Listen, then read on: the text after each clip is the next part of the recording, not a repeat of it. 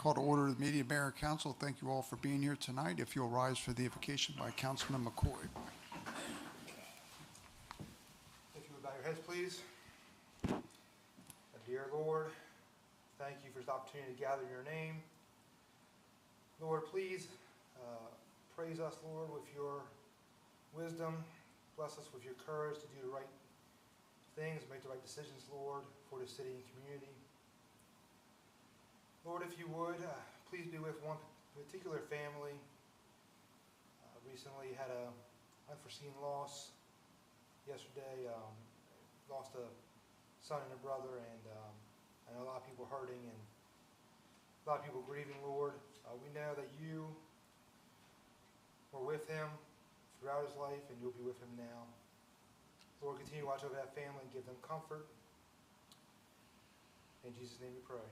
Amen. Amen. Please remain standing for the pledge.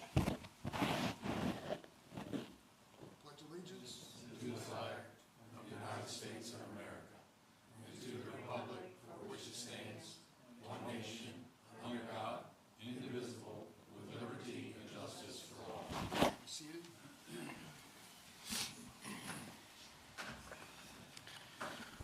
Okay, as a reminder, we do have an executive session tonight following our regular meeting. Are there any changes to tonight's agenda? No, sir, there are none. Okay, you've all received the minutes from our last meeting. If there are no questions or comments, I'll accept a motion to receive the minutes. So moved, Mr. Mayor. We have a motion from Councilman McCoy. Is there a second?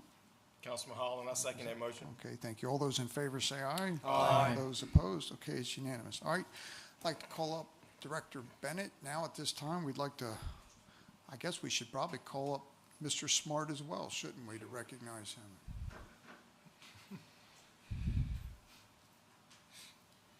Tonight, we're going to recognize Nick Smart. He's the second lineman with the city that's completed the Northwest Lineman College certificate program. Program is very important. It teaches a lot of things. It starts right off with groundman when you first start your job, and it takes you through 4 years, 2 weeks a year. He goes down to Virginia for class, and he has to take 10 tests for each module, and then I have to send in some assessments. So it teaches them a lot, not just the line work, how to do the physical work, but it has a lot to do with the safety. It teaches you the safety, how to work with your fellow workers, and present a positive image in line workers. So I'm really pleased tonight to present Nick with a certificate from Northwest Lineman College and a certificate of achievement from the city of Seaford.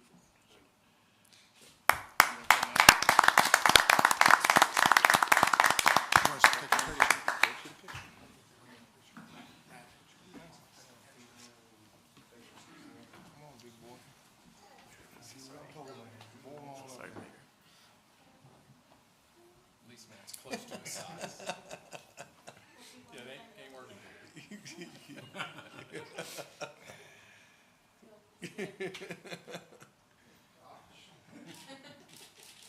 Do we have milk crate anywhere?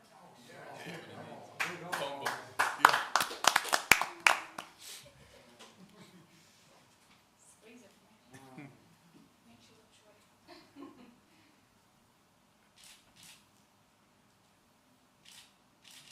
Awesome.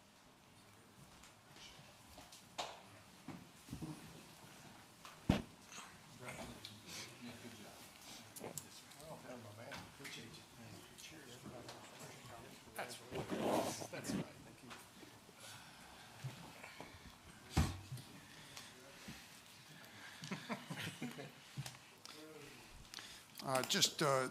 First off, education certainly doesn't replace experience in working, the training you get on the job with the experienced workers we have out there, but it does show your commitment. We need the best trained linemen in our city, so I appreciate you doing that. There was a great picture of you in the Delaware State News, going out to the Navajo Nation. That's a heck of a commitment, a week of your time working 12-hour shifts in that heat.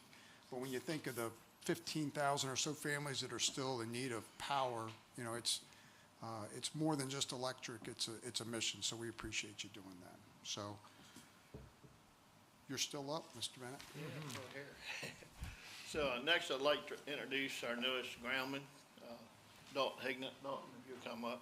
So now he knows what he has to do. He'll be enrolled in the program. So he's been with us about a month as a groundman. Before that, he worked part-time, seasonal, whatever the correct wording is at Parks and Rec. But he's been with the line crew for about a month as a groundman. Been doing real good. So now he knows what he has to. In 4.5 years or so, somebody will be up here presenting that. to him. So Dalton, Amen. We'd all like to shake your hand.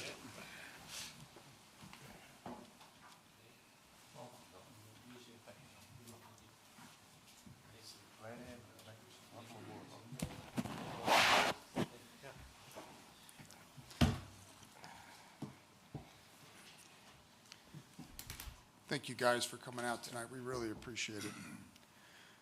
Okay, next we have public comment. Is there anybody here tonight for public comment? There is. We have Mr. Dan Cannon. Mr. Cannon, would you come on up?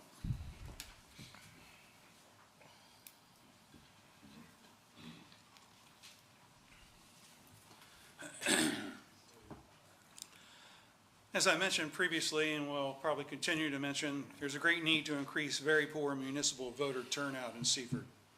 As previously emphasized, thanks to the action of Mayor and City Council, the number of registered voters at Seaford elections jumped dramatically by about 3,500 from the year 2020 to 2022. However, that increased number of registered voters did not result in more voters coming out for both elections. Upon closer inspection, 494 voters determined the outcome of the election for mayor in 2020, with the winner garnering 47 more votes than the opponent. For those retaining power, the 2020 municipal election was likely deemed a success. However, when such success is measured against the number of citizens who could have or should have been eligible to vote if the Delaware registration system had been in place, the 2020 election was in reality a virtual disaster, with only about 11.9% of the 5,000 potentially eligible to vote going to the polls. Pitiful when compared to the statewide November 2020 voting. In stark contrast, in November 2020, 68.86% of the nearly 740,000 registered Delaware voters voted in the state and federal elections. One does not need to be a statistician to understand the significance of that 68.86% of eligible voters who voted in November versus the 11.9% of Seaford voters who could have voted had they been registered under the Delaware system. In other words, there could have been a nearly six-fold increase in voter turnout if Seaford voters voted in November of 2020 instead of May 2020. Therefore, not only moving our municipal and state elections to the November state and federal election date eliminate conflict with holidays, it would likely triple or quadruple or more Seaford voter turnout based on historically verifiable voting patterns. Now the General Assembly has unanimously passed a law which mandates that public meetings bodies must provide an opportunity for public comment. Good faith acceptance of the law and actual utilization of public comment will be crucial to the process. To date, during public comment, Mayor and City Council have been asked to implement several proposals, including moving municipal elections to the November state-federal election date. While I strongly encourage all citizens of Seaford to bring their opinions and concerns into the forum of public comment for the betterment of our city, there is a lingering question, and that question is, when will any of these proposals be considered? And when will they be acted upon after consideration? Thank you. Thank you very much. Do we have anybody else here for public comment? We do not. Okay, thank you very much. Okay, do we have any correspondence tonight? Yes, sir. Mayor, we have one piece of correspondence, and I just want to read this into the record. And this is an email that I sent out to the council. This morning I received a call from Mr. William Littleton. He said that he locked his keys in his car when he parked at the Dollar General yesterday with three of his dogs in his car. He called the locksmith and they could not respond for 3 hours. He shared that at that point he became very stressed. He then got our police department involved, and he said that Sergeant Justice responded and assured him that he would assist him. And within 5 minutes, the Seaford Volunteer Fire Department showed up to render assistance, and they had the door open. He wanted to be sure that we knew how grateful he was for the outcome, and he asked that his gratitude be shared with the firefighters and police officers responsible. So I sent that out to council. I did send it out to the fire chief and the police chief. They assured me they would share it with the individuals responsible, and the mayor asked that we share that this evening. Well, that's what community's all about. So want to recognize, appreciate those guys for what they do every day, but that's someone who took the time to write a note, so we appreciate it. All right, new business number one, we're going to call up Mrs. Sheila to talk about the Community Swim Center. Good evening. Good evening. I'm Sheila Kentz. I am on the board for the Seaford Community Swim Center. I'm also their treasurer, and I'm representing them tonight. As you can see in the picture, we have a big hole in our pool. That pool has had some infrastructure issues for several years.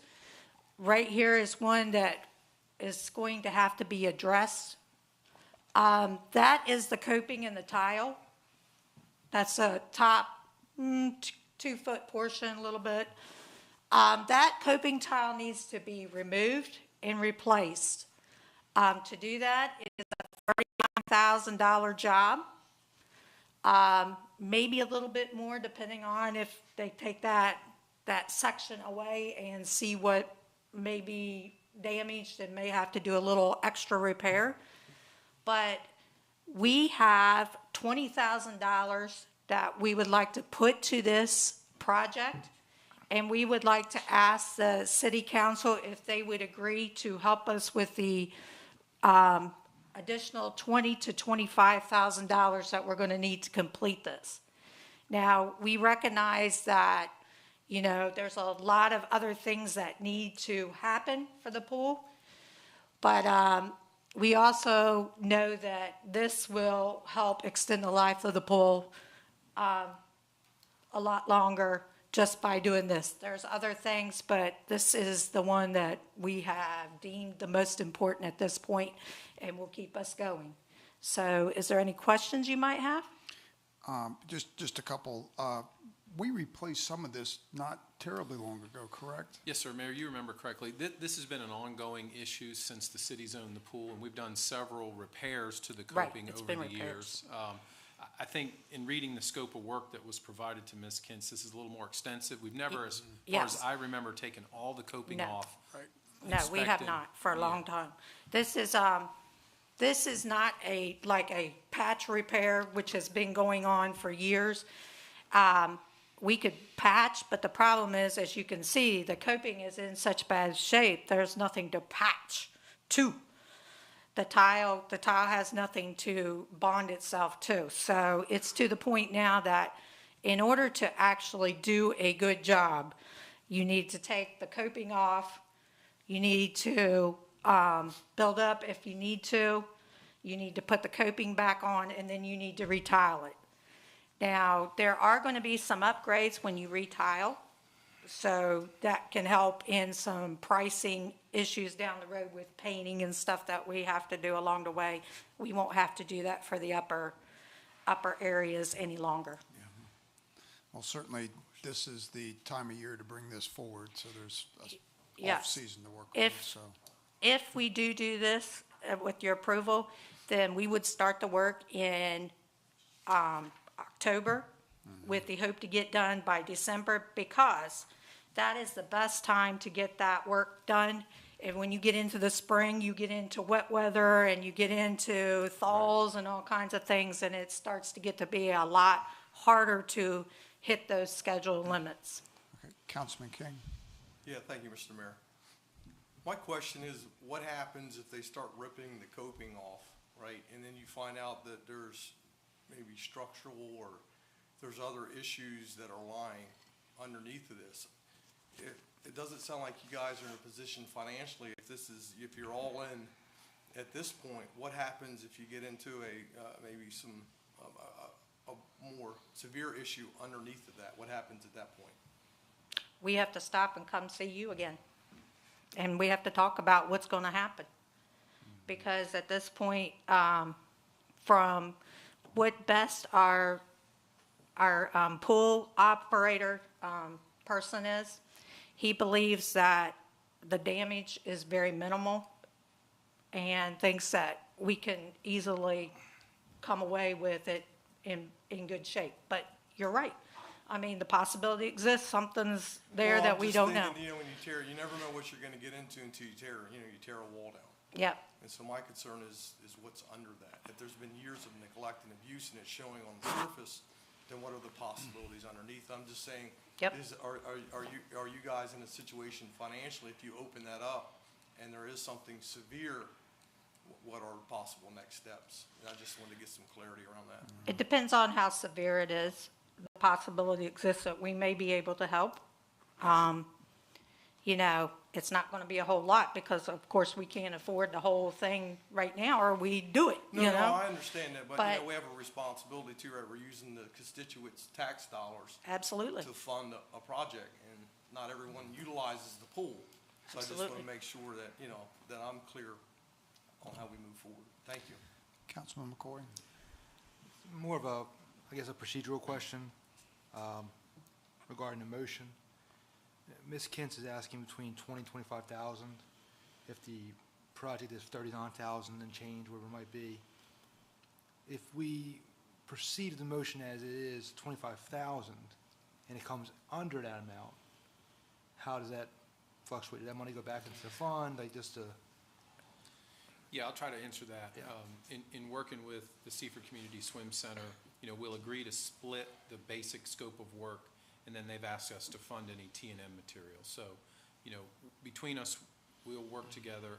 I will ask Ms. Kentz that she notify the city of any T&M work, so we can really start to pay attention to that, keep that under control. But yeah, if the job comes in under, we'll split it as requested. I feel differently about that. I feel that we are going to put up the first $20,000 right off the top. So if it comes in under, that's good for you guys. Okay. We appreciate Just a procedure question, so we know what to actually put in the motion. Councilman Henderson? Thank you, Mr. Mayor. I'm definitely in favor of extending the life of the pool at this price. But the extension of the life of the pool is, the pool is nearing the end of its useful life, in my opinion. It's 50 years old plus. So I think that we ought to be considering a path forward as to what to do with the facility to, I think the city manager and I had a discussion about this, that possibly have a study done about what to do with that pool, to get it modernized, to get it refitted. There are issues with the bathhouse, and I think it ought to be put before the board, your organization, and the community as to what the future is, because it can't be indefinitely patched. So I would be in favor of having a study done as to how you can, it's been done before. We had a discussion, there are other successful renovations of pools in the county. And bring the bathhouse up to code. It's not ADA, there's some really glaring deficiencies in that facility, and bring it up to a facility that the whole community can be proud of, and possibly engage more participation, because you can only fit so many people around that pool at this time. I think, what's the maximum of occupancy of the pool right now? The last number I heard was you were about at 450 members. And the busiest times are obviously when it first opens. Yeah, we don't have that many people ever But come I in. don't think the pool can fit 450 people into the facility, inside the fence line. You are right? correct. No. So, if we can get the community behind it, we can either figure out whether it gets renovated here, we find another site, or we rearrange the site as it is, to make it a better facility and a more, a longer lasting facility rather than spending, pretty soon you're gonna need new pipes under the deck, you're gonna need new pumps, is it worth putting that kind of money into it every year, or just having a fund and maybe do some fundraising in the community to get a better facility? We welcome that. As parents and as community members, we welcome the opportunity to have that study so that we can try to work to keep this recreational facility going in this community. As you well know, there's not a whole lot for children to do in the summertime if they're not playing sports. If I could ask one more question? Yes, sir. Was there an instance where you were at capacity and you turned memberships down? So you're taking on everyone who wants a membership? Nobody's. I think No. in the past, they have bumped up against those numbers pretty close. Yeah. So, certainly that opportunity's there. No doubt, this body here, not so much to their board, because we own the pool. At some point, this group's gonna have to make the decision on where we go with that pool.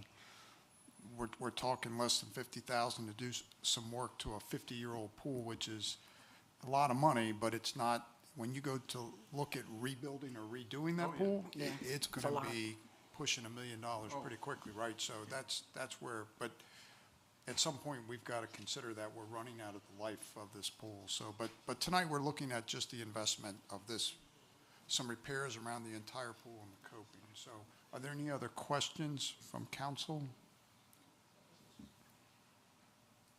If not, then I'll accept the motion. Mr. Mayor, I make a motion to approve the request of the Seaford Community Swim Center to contribute $25,000 towards necessary coping and tile replacement at the community pool as an unbudgeted expenditure with funding provided by the golf course reserves as presented. Okay, we have a motion from Councilman Henderson. Is there a second? Mr. Mayor, I'll second that motion. Councilman McCoy seconds. Are there any questions on the motion? Okay, we'll do a roll call vote. Councilman Henderson? Aye. Councilman Santos? Aye. Councilman Holland? Aye. Councilman McCoy? Aye. Councilman King? Aye. Thank you very much. Thank you very Appreciate your much. work you do out I there. appreciate everything you've done. Thank you. No, Thank I you. tell you, there was, there's been years in the past, that pool was not used, and I live close enough to the pool to hear the buzzer go off for swim meets and hear kids yelling, and that's what a pool's for, and it's a great asset for our community. I'm glad the city. It brings people outside this community here to help spend money that we want them to spend. Amen. Thank you very much. you. Appreciate it. Next, we're calling up Mr. Ben Hearn, our resident engineer. Good evening again. Good folks. evening. How's it going? So I'm here to talk about Wilford Street, making it a one-way option. So part of the impetus for this project was to provide sidewalk along Wilford Street because it's a highly traversed path for pedestrians to Fred Douglass. Part of when you put in, Yeah, so when you put in sidewalks, they want to be grade separated, meaning there's, a little bit higher than driving surface. That makes them more safe, more separation from vehicular traffic.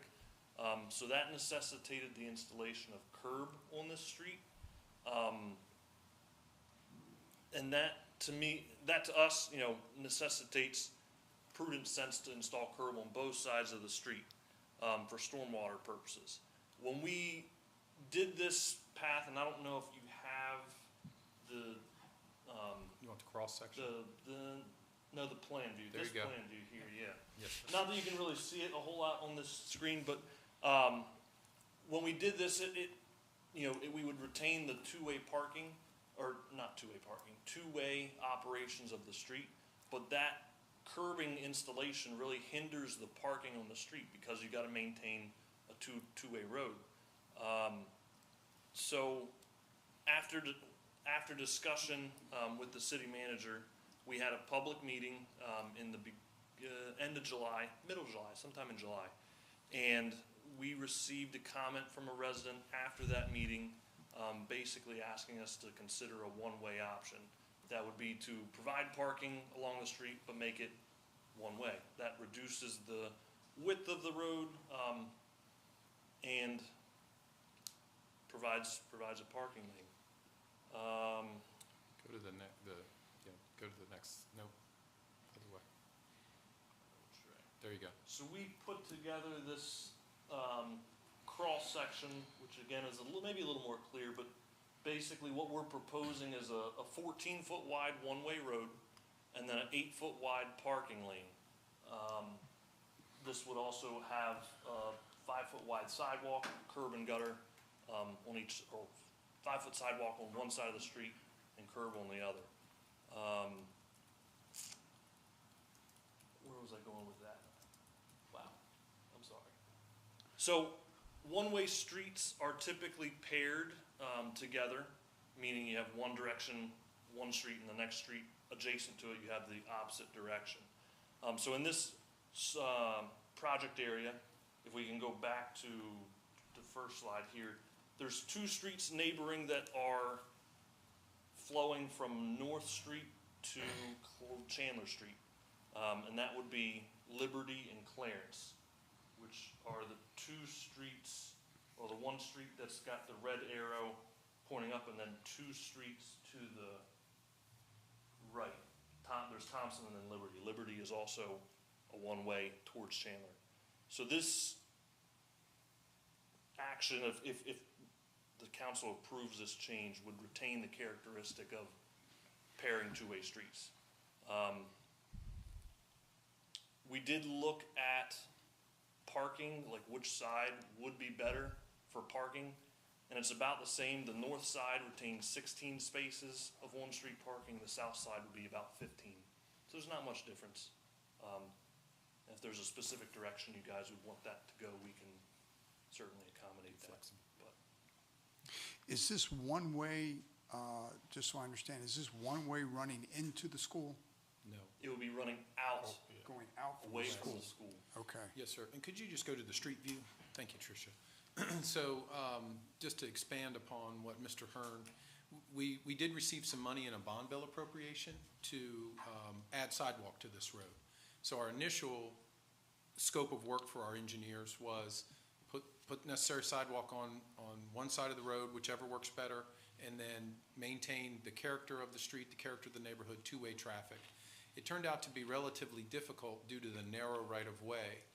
And as the mayor pointed out, this is very close to Fred Douglass School, so a lot of children it's necessitated that they walk to school. So as you can see here, there is no place for children to walk. And this is an elementary school, so we have a lot of younger children walking this direction. So through all of this, when the initial plan that Ben Hearn referenced, it did widen the right-of-way, and it caused us stormwater issues that we didn't want to cause flooding to some of the houses. You can see they're very close to the road. But our overall goal was to, improve walker safety. So when we did have, and Councilman King chaired the meeting, we did have the public meeting. We invited all the property owners, invited the engineer for an opportunity to discuss the project. Unfortunately, we didn't have a very good turnout, but the next day we did receive a comment. So we ran it down, and this cross-section that is being presented would work, but it is a major change to the area, to the traffic patterns. I did, after meeting our liaison meetings and discussing this project with council members, I did reach out to Ms. Kim Simmons, who's the transportation secretary with the school district. She would have no issues for her bus routes, her bus traffic. So I think the recommendation tonight is if council would consider this, we believe we could move the project forward. That bond bill funding that we have, my recollection, is about $185,000 to do this project, and that will sunset in about the next 18 months. So there is time is somewhat of the essence as well. But certainly if council desires to maintain two-way traffic or anything else like that, we can continue to march down the path we're moving. So we're clear, what exactly is going to happen to Wilford Street besides changing the direction of traffic? So, Go ahead. all right, Well, so currently the street width is 26 feet wide, plus or minus here and there, varies. So we would transition one side of that to be 14 feet wide, which is state fire marshal regulation, minimum clear road width. And then we'd have an 8-foot wide parking lane to either one side or the other if there's a direction that way, which would provide, ample parking space. It'd be essentially parallel parking or pull-in, pull-out parking. Okay. And then sidewalk and. Okay, sidewalk and curb, okay. Yeah, All right. so looking at this picture as an example, the way the cross-section has been drawn, the sidewalk would be on the right-hand side of the page, north side, Left-hand side. left-hand side. Am I looking at it? No, From North Street, yeah, it would be on the left-hand side. Opposite side of the telephone poles. It would be on the side of the That telephone left, poles, that's yes. the north side, yeah. So, Opposite from the telephone pole. On the other side. okay. Other So you'd side. You're looking east right now. look at It's east. not, you got to move them poles. From North Street towards the school. I apologize, you are correct. So there would be a 5-foot sidewalk there with a curb, and as stated, it would be grade separated, but the width of the pavement would only change slightly. The width of the pavement would decrease 3 feet-ish.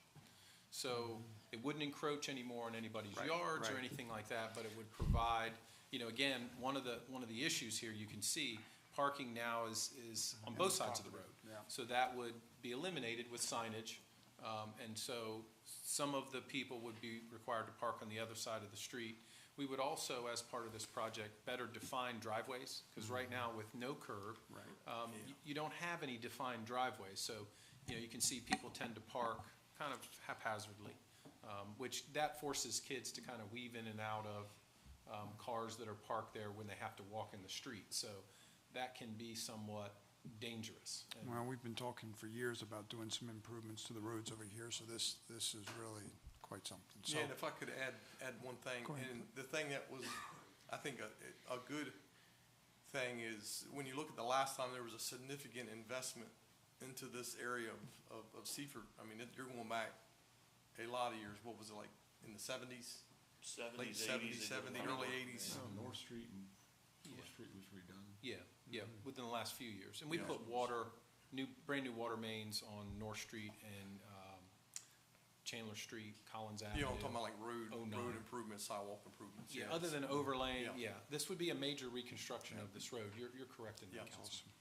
okay, are there any, yes, sir. So, stormwater, is that gonna be just by natural elevation? How is that gonna? Yes, so there's there's 2 storm drains about 3/4 of the way down the road from this point. There'd be a crown in the road, in the,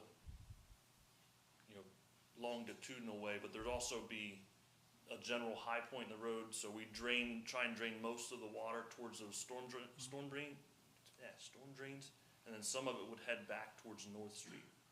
We gotta define that point Yeah, I just don't wanna. closely, but. We're confident they can Because you're handle gonna corral it. that water that Right. would naturally run off into pervious areas, so now you're gonna have, a good deal Correct. good deal of runoff to a catch basin that might not have caught it before. You were correct, and part of this project too, the storm drain piping that's there, we'd be replacing that because it is undersized for that type of activity. It's, I think, 6 and 8 inch now. We'd be making it, I believe, either a 12 or 15. And that was really, excuse me, one of our impediments when they did the design and we tried to get everything in the right of way. The stormwater issue just became a major issue to try to deal with. And we just don't have a lot of right of way to work in. So this does seem to be a workable solution.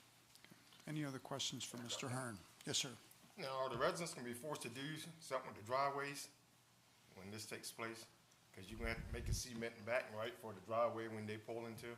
So we'd be, depending on which side of the road you'd be on, you'd have either a driveway cut, and then we would transition grade back into their existing driveway. And then on the other side, we'd have a driveway cut with a depressed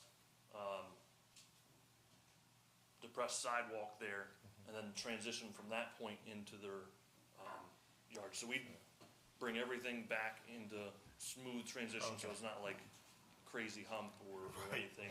And if they currently have stone driveways, they will remain stone driveways. Oh, well, okay, From the that's what- backside of the that's what I curb. know. Yeah, we're not gonna pave any driveways, we're gonna do the curb and then the transition as the engineer states.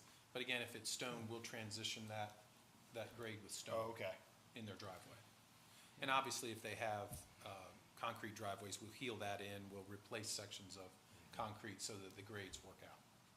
And also to note, there's a couple, with the sidewalk on the north side, or I guess either side, or no, sorry, north side, we'd be tying in that, there's a little bit of area that's between like existing sidewalk to where the proposed sidewalk would be, in terms of, a lot of these residents have short sidewalks in front of their houses. We tie into that as well, so they could run right out onto the sidewalk. Okay. Councilman Henderson? Thank you, I'm double dipping. So with that, with your cut on the south side especially, I'm kind of worried because you got water running down the gutter, and then when you get to the cut to a driveway, it's going to make a turn into a lawn or into a yard. Can there be some engineered, some kind of berm that would prevent that water from running off onto private property? Well, there'll be, most depressed curb, if constructed correctly, is supposed to have a slight lip to it to help direct that water that's in the curb line just past those driveway entrances. Yeah. Well, I've seen that particularly on North Conwell Street, that's a problem where it runs down, and we've had several residents complaining Yeah. because the water makes a westerly turn into driveways, and You said that was North Conwell? yes. Okay. Yeah, And we've had there, that worked out. we, I think, a couple of years ago, had it milled out so that it would keep that lip, or make that lip deeper to try to help, but it didn't solve the problem. So I just want to make sure that, we're not hurting residents, we're trying to help. Right. Yeah, it's a good point, Councilman. As you can see from the pictures, and as you know of the area, it's very flat. So the grades, the precision milling that we need to do, and the curb work that needs to happen does need to, happen very precisely. But yeah, we'll make sure we take that into account upon construction. Okay, any other questions for Mr. Hearn? If not, I'll accept a motion. All right, Mr. Mayor, Councilman King, I will make a motion to approve the redesigning of Wilford Street to accommodate pedestrian safety improvements and to revise the traffic pattern to one-way in the west direction, eliminating two-way traffic as presented. Okay, we have a motion. Is there a second? Councilman Holland, I second that motion. Okay, are there any questions on the motion? If not, we'll do a roll call vote. Councilman King? Aye. Councilman Corey? Aye. Councilman Holland? Aye. Councilman Henderson? Aye. And Councilman Santos? Aye. Okay, it's unanimous. Ben, thank you for your work on Thank you, that. Ben. Appreciate it. Okay, do we have any old business? No, sir, we do not. All right, reminders of meetings? All right, just a reminder, June Merritt, Director of Finance and Human Resources, will be acting city manager from August 27th through September 4th. And then the first meeting of council in September 2022 will be held on Wednesday. That's to accommodate the primary election. So that's on a Wednesday night. That's just a little different for council. That'll be our next council meeting. That's all I have, sir. Okay, thank you very much. We'll go to committee reports with Councilman Santos, Administration and IT. Thank you, Mr. Mayor. The city staff attended the following meetings. They had the monthly code department meeting. There's a lot of construction going on right now. They had the DMEC board meeting and retreat. They attended the line of workers assessment with the Tennessee Valley Public Power Association. They met with Chief Kraft about some new police department initiatives as a result of a citywide survey. There's more to come on this. They assisted the Downtown Seaford Association with relocating parade banners, attended the Afro Festival and the Downtown Seaford Association picnic. They participated in marketing assistant interviews. They are promoting Stephanie from accounting to marketing. For the IT report, they've been doing a lot of work at the police department. They installed a new host server at the police department. They replaced Cradlepoint unit in one of the police department vehicles to restore it to functionality. They updated the Cradlepoint licenses and applied advanced add-ons for GPS and traffic monitoring. They worked on the mobile vision server issues and network communication issues. They set up the print service for that mobile vision to be able to print directly to the evidence.com, and they are upgrading this following week. They received and started configuring a new laptop for swap over. They've been working on the camera network switch configuration for downtown. They started working towards setting receivers and towers and testing radios, verified line of sight for radio communications. This is all work that's being done while we're waiting for the cameras to come in. For the administration report, they've been working on the fiscal year 2022 audit, and they participated in customer service representative, and they hired someone. All other businesses routine with projects and working on projects and funding. Thank you. Okay, thank you very much. Next, we have Police and Fire, Councilman Henderson. Thank you, Mr. Mayor. A report from Chief John Wilson from the Seaford Volunteer Fire Department. Total calls for 2022 in August, we've had 65 calls to date for an average of 2.9 calls per day, which is ahead of the year-to-date average for 2.7 calls per day. The EMS statistics, in August 2022, there were 267 calls so far for an average of 12.1 calls per day, which is ahead of the 10.8 call per day average for the year-to-date. To date, the fire department and EMS have responded to 3,166 calls for an average of 13.5 calls per day.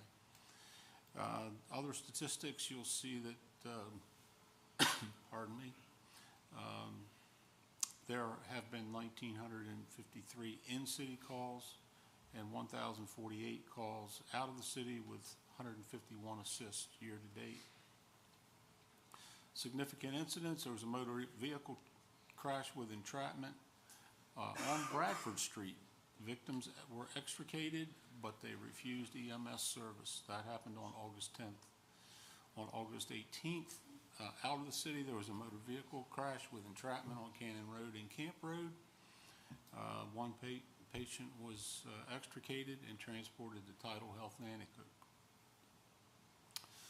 On 8/20, there was an assist for Blades Station 71, a structure fire on Pondside Drive. It was a kitchen fire. And again, on the same day, there was a motor vehicle crash with entrapment on Market Street. One patient was extricated and two patients were transported to Tidal Health. And that was in the city on Market Street. Apparatus, E87-2 or engine 87-2 is out due to a transmission issue, and ambulance B87 is out for an electrical issue. The last training was August 17th, and it was a box alarm drill held in conjunction with Blade Station 71.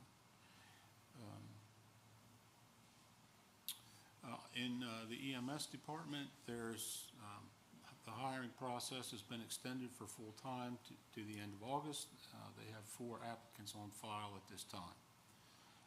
Part-time process remains open, and there are 2 in the process for part-time as new employees currently. The EMS fund drive is still going and doing well, but we encourage the public to mail in their pledges or their donations, or subscriptions actually, in the cards that they received in the mail.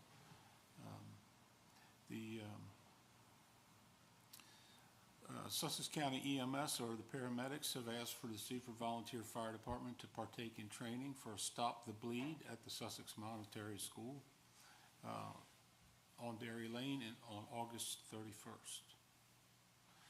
And under news and events, there are several here. We have upcoming testing that is required by the NFPA, which is the National Fire Protection Association.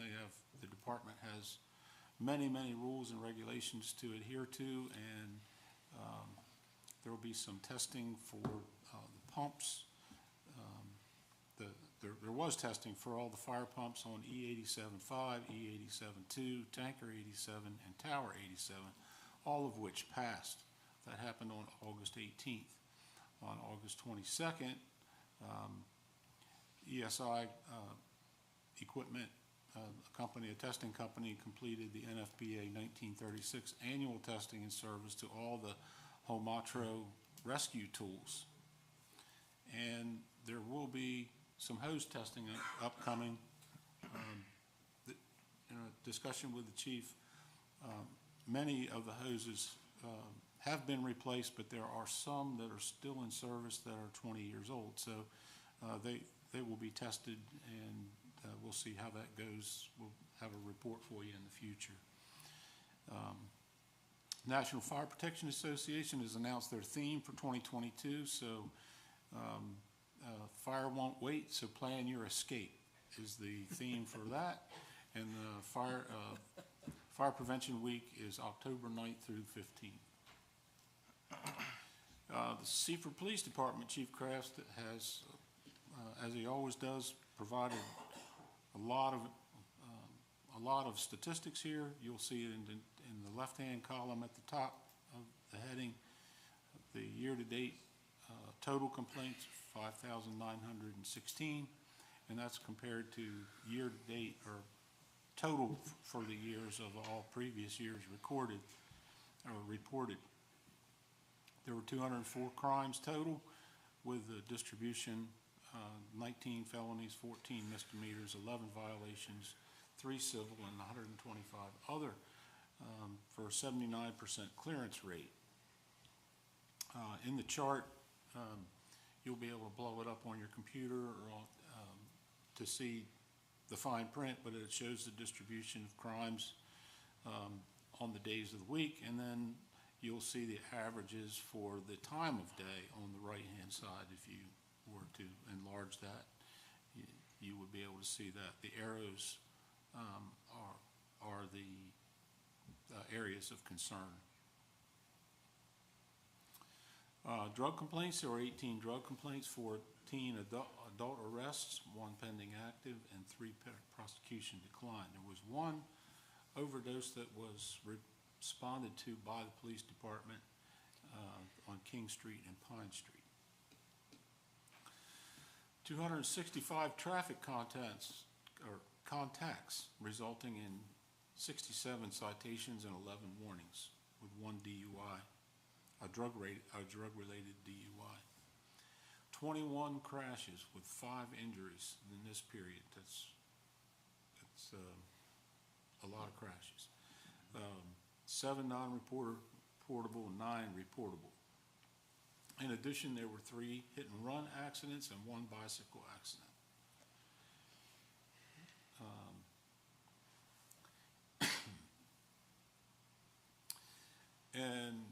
Under significant events, I'll allow you to go ahead and look through that. There was on, I will note that on the 17th, the department CID is investigating a shooting incident that occurred in the area of Chandler Heights. The victim, who was in the driver's seat of a vehicle, was shot once in the head. The victim then attempted to flee the area in his vehicle when he drove off of the roadway and struck a tree. The victim was airlifted to Christiana, where he is listed in critical condition.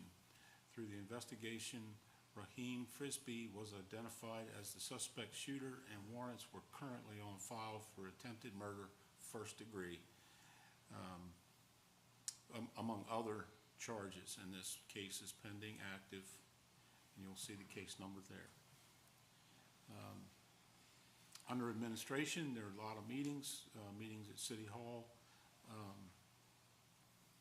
I attended during this period, I don't think it's noted here, but I had a meeting with a resident along with Chief Kraft, concerned citizen about an issue